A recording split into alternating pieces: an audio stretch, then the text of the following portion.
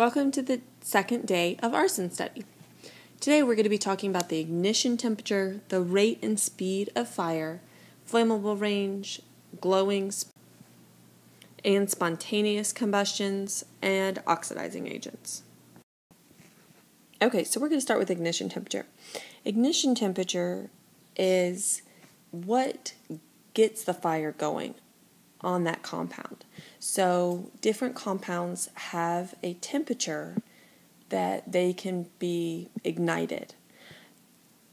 You know you can have a fire if the surrounding heat temperature is hot enough. Benzene, which is a 6-membered carbon ring with delocalized electrons, which means it has double bonds alternating between the carbons, has the highest ignition temperature. And it gives off energy and uses that energy to keep going. So the rate and speed of fire. The faster the molecules are moving, the more collisions they're going to have, the faster the ignition temperature, the higher the temperature is going to have to be. It is going to really ignite fast, and that temperature is going to have to be very high because those molecules are moving so fast. If it's not at the ignition temperature, you actually can keep that flame going as long as it's at the flash point. So once you have the ignition at that ignition temperature, it doesn't have to stay at that high temperature. You can go down to the flash point, which is the lowest temperature where a liquid fuel will produce enough vapor to burn, and you can keep that fire going. So your flash point is what keeps that fire going. That's the temperature point that can keep it going. Wood and organic matter like fuels will burn only if the heat can decompose into gas. And this is called pyrolysis. You've heard of pyro having to do with fire. This is where that word comes from. And in order to keep it going, it must be in the flammable range. Again, not above that ignition temperature and not below that flash point. So the flammable range is the range of concentrations in air that are capable of burning. Some fires burn without a flame. Smoke, charcoals, things like that. They only burn at the fuel-air interface. It's called a glowing combustion. And I have an example of it. My brother had a party at my parents' house, and he was cleaning up, and he took the coals from the chimney. They didn't look like they were on fire. They didn't look like they were still hot. He scooped them up on a shovel and threw them in the trash can. About 45 minutes later, my parents noticed that their trash can and their fence in the backyard is on fire. And that's because those coals still had that glowing combustion. It still had that fire, even though it didn't have a flame, and they were hot enough to start burning that plastic trash can and then the fence as well. You can also have something called spontaneous combustion, and this is a natural heat process in which the presence of air and fuel are there.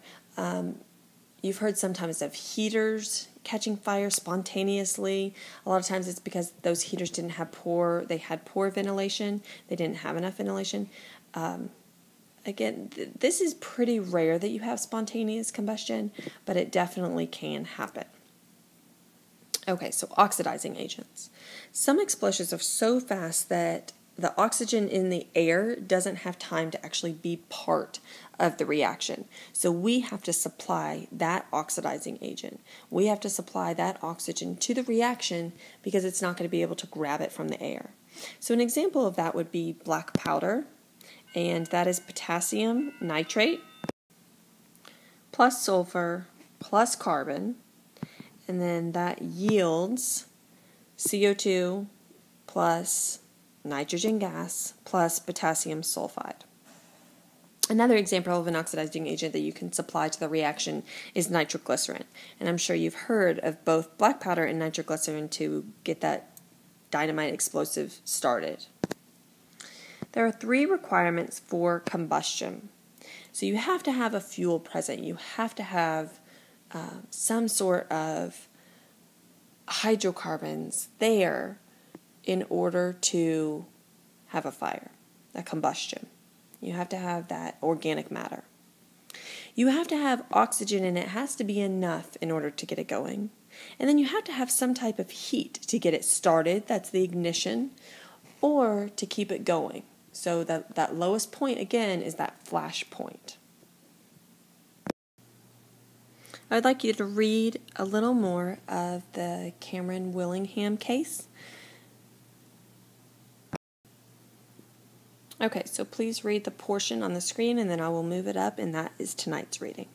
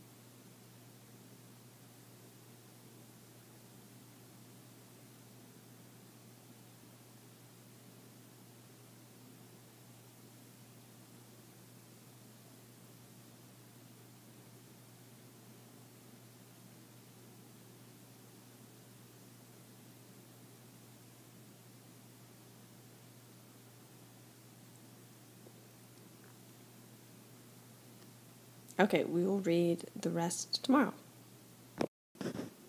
Okay, let's review for the quiz tomorrow. Do all reactions require energy input? Energy can be in the form of heat, remember, light. Do all reactions require that? What's the difference between ignition temperature and flash point? Remember, ignition temperature is that minimum temperature at which that fuel will start to burn. Even though it could be a high temperature, remember, it's still kind of the minimum temperature. The flash point is the lowest temperature that the fuel will produce enough vapor to keep burning. How is the rate of reaction affected by the rise in temperature?